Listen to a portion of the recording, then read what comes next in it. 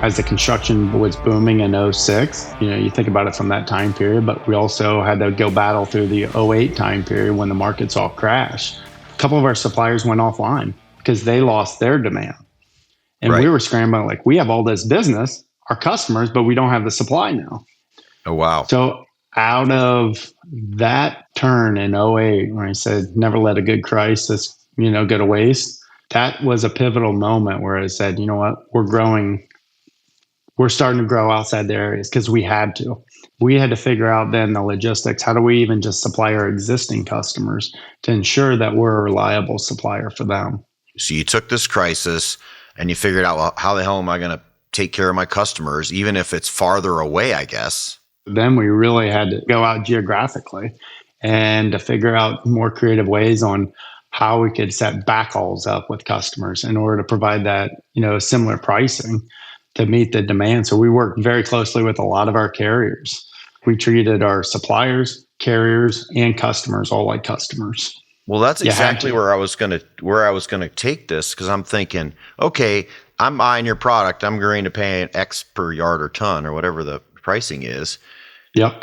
I can't afford to pay you to haul it from New York City. It's not the math's not going to work for me. So how do you handle, dealing with that extra freight charge? When we went out there and you put a quote or something together, it's like, hey, that was our word.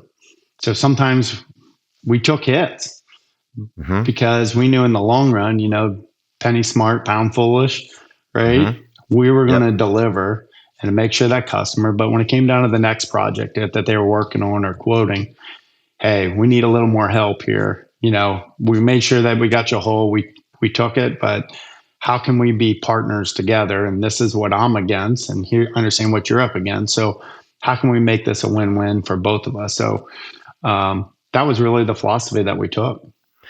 I mean, you make it sound easy, but that's a risky business.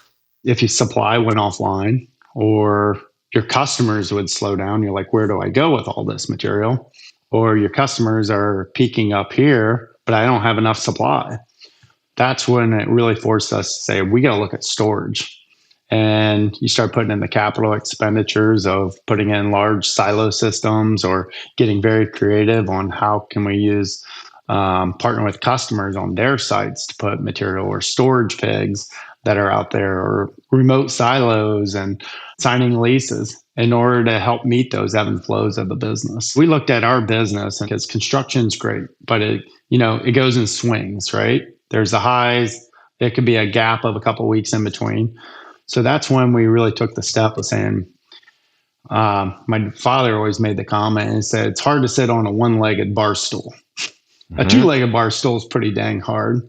But you start to add 3, 4, 5, 6, that's a pretty good safe bar stool to be able to sit on. So that's where we started thinking of different applications where we build out customers that were everyday consumers of the products. So we almost would try to build out approximately, say, 60% of our inventory that was produced on a regular basis was always going out the door on a regular basis. Those were the customers, the fixed load.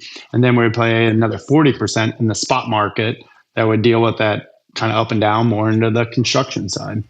Okay. So we tried to take that roller coaster and shrink those highs and lows.